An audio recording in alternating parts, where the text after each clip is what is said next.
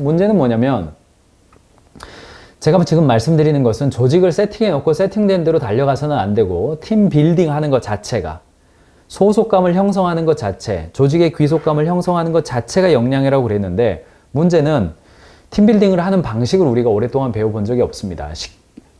팀은 주어지는 거지 내가 빌드업 하는 게 아니었거든요, 과거에. 이리 가라 그러니까 가보니까 상사가 있고 부하가 있었지 내가 역할을 짜고 역할을 짠 대로 뭐 업무를 서로 소통하고 업무를 소통하면서 이렇게 조정하고 그러면 그건 내가 할게. 그거는 네가 해줘. 그래? 그건 내가 이렇게 할게. 요 빌드업 하는 거. 요거 자체를 지금 해본 적이 별로 없어요. 근데 이제 지금 기회가 하나 있습니다. 그게 뭐냐면 이제 MBTI의 대중화가 우리에게 주는 유익이 있어요. MBTI는 마이어브렉스 유형 지표라고 통상 이야기를 하고요. 사실 뭐 정통 심리학자들 입장에서는요, 약간 뭐 너무 가볍게 본다 이런 비판도 없지 않아 있어요. 다만 MBTI가 이렇게 대중화된 거에는 뭐니까 16personality.com이죠. 그 사이트가 준 영향이 좀 있는 거고요. MBTI는 기본적으로 이 네 가지인데, 저는 오래전에 MBTI를 했습니다만, 처음에 잘 외우기 어려웠어요, 이게. 외우기 어려운데 지금은 워낙 사람들이 주변에서 이렇게 이야기해요. 저렇게 이야기하니까 거의 여러분 다 외우셨을 겁니다. 사실은 맨 위에 있는 에너지의 방향하고 아래에 있는 생활 양식은 이 두 가지는 사실은 겉으로 표현된 방식이고요. 역동은 이 두 개거든요. 인식하는 방식과 판단하는 방식, 이 두 가지거든요. 그래서 인식하는 방식에 의해서 감각이냐, 직관이냐, 판단하는 방식에서 사고냐, 감정이냐, 이게 요 두 가지가 내적인 역동이고, 요 위에 있는 거랑 아래에 있는 것은 겉으로 드러난 부분이다. 이렇게 좀 보시면 됩니다. 에너지의 방향이 어디로 흐르냐인 거고, 이것은요, 가인즈 캠퍼스에서 이거 온라인으로 진단하는 거 있어요. 진단하는 거 저희가 만들었습니다. 그래서 그 링크를 좀 올려드릴 테니까 댓글이나 여기다 올려드릴 테니까 여러분들이 좀 그냥 무료입니다. 그냥 마음껏 해보시면 되는 거고, 기본적으로 이제 INTJ부터 쭉 가서 ENTP까지 갑니다만, 여러분 한번 해보시길 바랍니다. 경영자가 직원들을 대할 때에 나와 유형이 다른 존재로, 강점이 다른 존재로 인식하는 것만으로도 커뮤니케이션 향상시켜줍니다. 각각 다른 요소를 해주는 거거든요. 그래서 우리나라에서는 가장 많은 유형이 요 첫 번째 나오는 INTJ 형들이 많습니다. 아주 이게 경상도 남자다. 이렇게 볼 수 있을까요? 옛날식 표현이죠. 그래, 전략적인 미어캣, 이렇게 표현을 합니다만, 우리 팀의 전략은 내 손에 달려있지. 이렇게 주도적이고, 좀 평등하고, 꼼꼼하고, 겸손하고, 펠로우십 좋고, 이런 형태인 거거든요. 그래서, 겉바속촉 호랑이, 책 읽는 두더지, 질주 본능말. 누구인가? 누가 거짓말을 하였어? 내 감은 언제나 틀리는 법이 없지. 언제나 당신 의견이 좋아요. 나는 낭만 고양이. 아니 돌고래. 괜찮겠어? 난 멈출 줄 모르는 사자인데.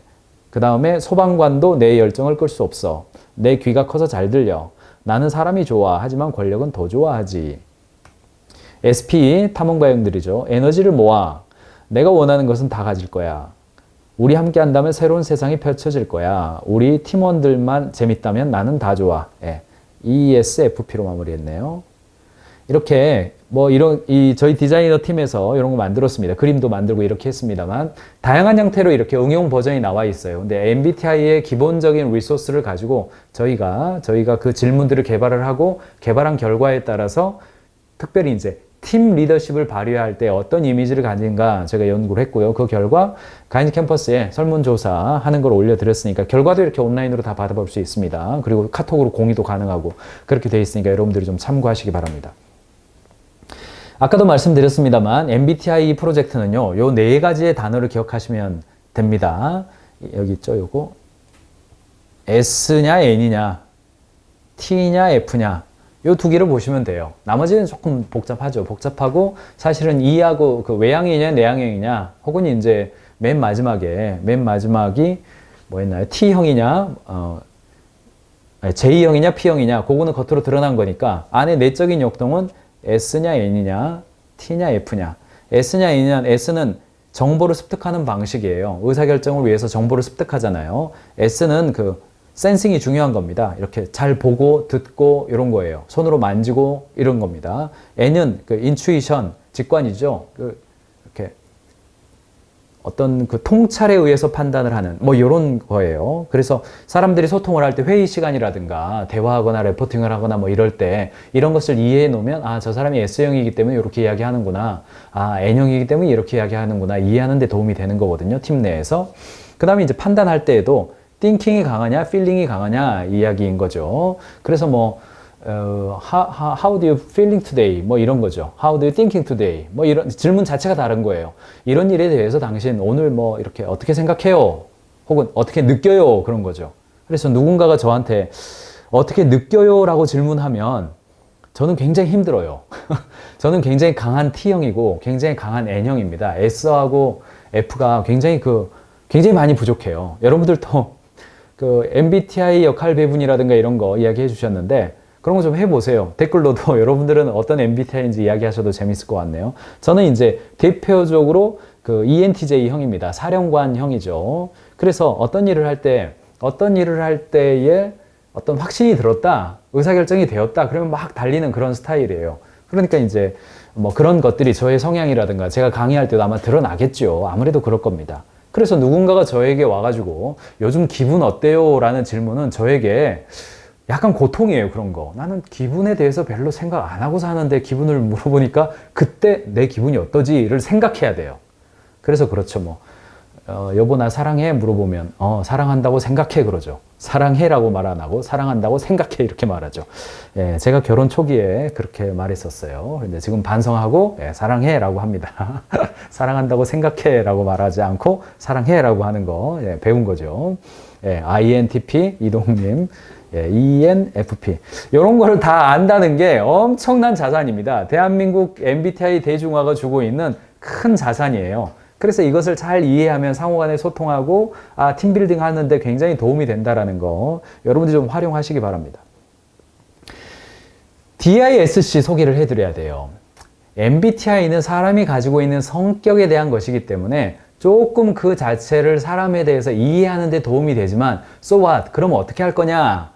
그 부분에 있어서는 조금 부족해요. 물론 내용이 있습니다. 전문가 과정을 들어가서 들으시면 내용이 있고 16가지 별로 어떻게 해야 될지 다 안내를 해요. 근데 그게 좀 잘 깊이 안 들어가게 되잖아요. 안 들어가게 되는데 DISC는 윌리엄 마스톤 박사가 개발한 것인데 사람의 성격이 아니라 성격에 기반한 행동을 분석하는 것을 DISC라고 이야기해요. 왜 디스크 걸렸냐? 그게 아니고 주도형 도미넌트, 사교형 인터랙티브, 그 다음에 안정형 서포티브, 신중형 컨셔스너스. 그래서 DISC 첫 글자를 따서 이야기를 하고 일반적으로 이제 행동 유형 분석이다 이렇게 이야기하고요.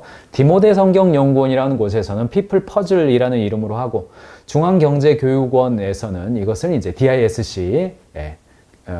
DISC라는 이름을 거기서 씁니다. 이 I자가 소문자로 거기서 쓰는데 기본적으로 이렇게 됩니다. 사람을 바라볼 때에 경쟁적이고 어떤 지시적이냐 아니면 말이 많고 사교적이냐에 따라서 D 쪽이냐 I 쪽이냐를 나누고 이쪽으로 가서 수용적이냐 혹은 평가 혹은 사고적이냐에 따라서 S형이냐 C형이냐 이렇게 나눕니다. 그래서 D형과 C형은 일중심형이고 S형과 I형은 사람중심형이에요. 그래서 어떤 일을 할 때 이게 어떤 의사소통을 하거나 할 때 사람 중심적으로 하는 사람이 있고 일 중심적으로 하는 사람이 있어요. 그래서 칠판을 한번 보여주시겠어요? DISC는 굉장히 단순한 로직에 의해서 이제 일종의 유형화죠. 유형화가 다 옳지는 않습니다만 이해하는 데 도움을 준다는 측면에 있어서 도움이 되는 거죠. 그래서 어떤 일을 할 때에 스피드가 굉장히 빠른 사람이 있죠. 속도의 축이 있어요. 무슨 일을 하든지 좀 빨리빨리 하는 것을 중요하게 여기는 사람이 있죠. 속도가 아주 높은 경우, 속도가 아주 낮다기보다는 좀 낮은 경우가 있고 이쪽은 관심의 축이에요. 관심이 일에 가 있는 경우와 관심이 사람에 가 있는 경우죠. 물론 일의 반대가 사람이냐? 꼭 그렇지는 않죠. 일에도 관심 많고 사람에도 관심 많은 사람 혹은 일도 사람에도 관심 없는 사람 다 있어요. 그런데 윌리엄 마스터의 시선에 있어서는 사람들을 다 똑같다고 볼 때에 어느 쪽에 더 가중기가 가 있느냐로 본 거예요. 그래서 일에 관심이 있는데 속도가 높은 사람을 D, 주도형이다 이렇게 불렀고요. 일에 관심이 있는데 속도가 낮은 사람을 신중형, C형 이렇게 했고요. 사람에 관심이 있는데 속도가 높다. 인플루언스 혹은 뭐 인터랙티브, 사교형이다. 이렇게 불렀고요. 사람에 관심이 있는데 속도가 낮은 사람이다. 그러면은 이제 스테디너스, 뭐 서포터스, 주로 S자로 시작하잖아요. 안정형이다. 이렇게 부른 겁니다. 화면 다시 보여주시면. 그래서 이런 유형들을 보면 주도적인 사람이 위쪽에는 분명한 어떤 커뮤니케이션을 해요. 그래서 뭐 자아, 목표, 도전 이렇게 얘기하죠. 근데 이제 부정적으로 작동할 때의 요소예요. 여기 적혀져 있는 것은. 사교형들은 낙관적이고 표현도 잘하고 분위기가 좋아요. 그러나 좀 대충 하거나 충동형으로 하는 경향이 있죠. 그래서 사교형들한테 꼼꼼한 일이나 뭔 일을 마무리하는 일을 시키면 굉장히 어려워지죠. 안정형들은 팀워크가 좋고 예측 가능하고 안정형이에요. 그러나 양보해버려요. 이런 사람들을 협상 담당자로 내보냈다가는 다 이제 무너지고 오는 거죠. 신중형들은 분석, 정확, 조용해요. 그러나 지나치게 자기 비판적이거나 타인 비판적이 될 가능성이 있다는 이야기입니다. 이런 유형들이 어때요? 여기 보세요. 강점과 약점이 세트로 되어 있습니다. 강점 이퀄 약점이에요. 따로 존재하는 게 아니잖아요. 그 정도는 여러분들이 저랑 공부하셨으면 이해하셨을 것 같아요. 그래서 주도형들은 반대를 극복하고 성과를 올려요. 사교형들은 성과를 위해 타인과 친밀하게 지내는 방식이에요. 안정형들은 일을 수행할 때 타인과의 협력을 중요하게 생각해요. 신중형들은 현상을 유지하지만 일의 질적 향상을 중요하게 여깁니다. 그래서 주도형들의 이미지는 이래요. 이렇게 딱 손가락을 일단 펴고 있어요. 지시를 합니다. 결과를 성취하기 위해서 장애를 극복함으로써 스스로의 환경을 조정해요. 의사결정도 빠르고 지도력을 발휘하고 어려운 문제를 잘 처리합니다. 경쟁과 도전의 상황을 늘 익숙한 것으로 여깁니다. 네, 이런 사람들 주변에 있잖아요. 이런 사람들은 어떤 일을 할 때 딱 처음에 스타트할 때 이런 사람들을 팀 빌드업 할 때 세우시라는 거예요. 그러면 그 옆에 그 다음 누가 필요한 거냐면 사람들과의 관계를 형성한 사람들이 필요한 겁니다. 아, 우리 뭐 밥이라도 같이 먹읍시다. 아, 우리 뭐 구호라도 한번 외치고 시작합시다. 이런 사람 필요한 거예요. 다른 사람을 설득하거나 영향을 미침으로써 스스로 환경을 조성해요. 주도적이죠, 이런 사람도. 사람에 대한 주도성이에요. 호의적이고 관계를 잘 만들어내고 열정적이고 그룹 활동도 좋아하고 적극적으로 일해요. 힘든 사람들에 대해서 낙관적이에요. 잘 될 거다 이야기해요. 아, 우리 뭐 이렇게 다 좋은 사람들, you are good man, 뭐 우린 좋은 사람들, 이런 이야기를 합니다. 그 입으신 옷도 보면 제일 화려하잖아요. 그런데 이제 주도형과 안정형으로만 일이 진행되지는 않습니다. 일이 진행되려면 꾸준히 어떤 일을 반복적으로 수행해내는 사람들이 필요한데, 이 S형들 있죠. 이런 서포터즈 형들, 스테디너스 형들은 일관성, 참을성, 전문성, 조화로움, 진정시켜주는 기능, 이런 일들을 해요. 통상 우리나라 인구의 약 55% 이상이 된다고 그래요. 복장도 보면 수수하죠. 자기가 드러나는 것을 원하지 않아요. 이렇게 같이 일을 하더라도 내가 정답을 알고 있어도 다른 사람이 말하는 걸 좀 기다렸다가 비슷하게 한 중간쯤에 이야기를 하는 거예요. 그리고 내가 뭐 이렇게 어디 가서 기본적인 욕구가 튀지 않고 오는 거예요. 이게 기본적인 욕구예요. 반대로 아까 보셨던 S형들은 가능한 내가 튀어야 돼요. 주목을 받아야 돼요. 이런 것이 욕구 자체가 다르다는 이야기죠. 그래서 어느 타이밍에 어떤 사람들을 투입시켜야 되고 일을 해야 될지 그건 잘 보셔야겠죠.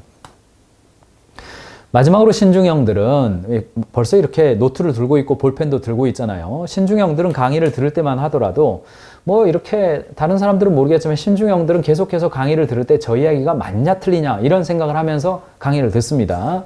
사교형들은 강사와 친해지고 싶어 하는 거고, 주도형들은 한 5분이나 10분 듣고 나면 이제 알았으니까 빨리 끝내, 뭐 이런 게 이제 주도형들의 욕구라고 친다면, 신중형들은 굉장히 분석적이고 논리적이에요. 조직 내의 품질을 올려줍니다.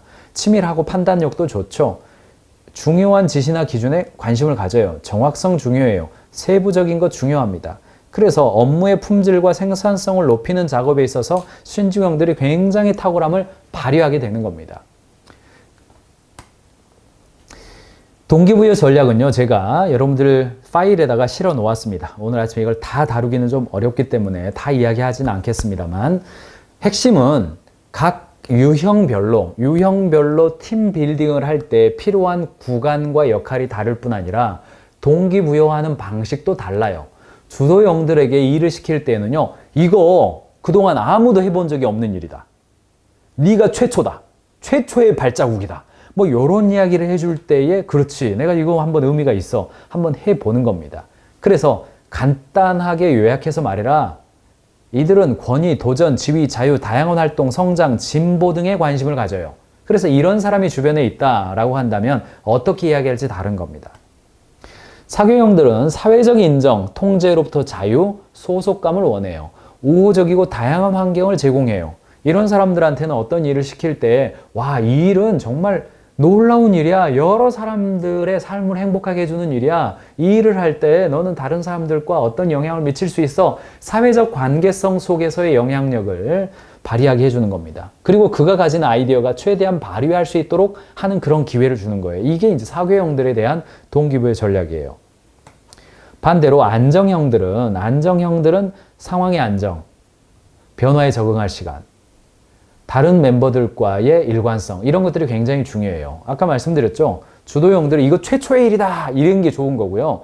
근데 이제 안정형한테 이거 최초의 일이야, 회사의 일이 이 일에 달렸어, 뭐 회사의 명운이 달렸어, 이러면요 죽어버려요. 그냥 말라 죽어버립니다.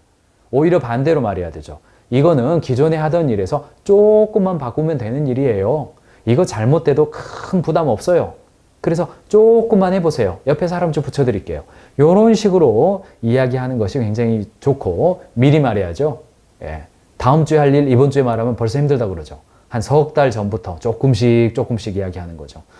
의외로 안정형들은요, 펠로우십이 좋기 때문에 수용성이 높습니다. 근데 급하게 이야기하면 반항하게 되는 거죠.